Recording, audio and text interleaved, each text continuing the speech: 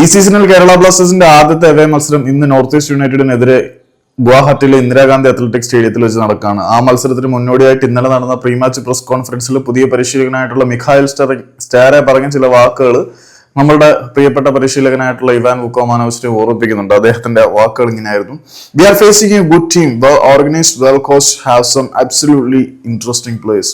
നമുക്ക് നേരിടാനുള്ളത് വളരെ മികച്ച, വളരെ മനോഹരമായിട്ട് ഓർഗനൈസ് ചെയ്യപ്പെട്ട, വളരെ നല്ല രീതിയിൽ പരിശീലിപ്പിക്കപ്പെട്ട, വളരെയധികം മികച്ച താരങ്ങളുള്ള ഒരു ടീമിനെയാണ്. Obviously they won title Durand cup. അവര് തീർച്ചയായിട്ടും ഡ്യൂറന്റ് കപ്പ് വിജയിച്ചിട്ടുണ്ട്. We always have to stay real humble and focus on our own game. ഇതാണ് ഞാൻ ഇവാൻ ആശാനെ ഓർമ്മിപ്പിച്ചു എന്ന് പറയുന്നത്. ഇവാൻ ആശാൻ എപ്പോഴും യൂസ് ചെയ്യുന്ന ഒരു വാചകം ഇതാണ്: we always have to stay real humble and focus on our own game. നമ്മളെല്ലായ്പ്പോഴും നമ്മളുടെ ഗെയിമിനെ തന്നെ കോൺസെൻട്രേറ്റ് ചെയ്തിരിക്കണം. അതിനോടൊപ്പം തന്നെ നമ്മൾ വളരെ വിനയാന്വിതരായിരിക്കണം എന്നുകൂടി മിഖായിൽ സ്റ്റഹറ പറഞ്ഞിട്ടുണ്ടായിരുന്നു.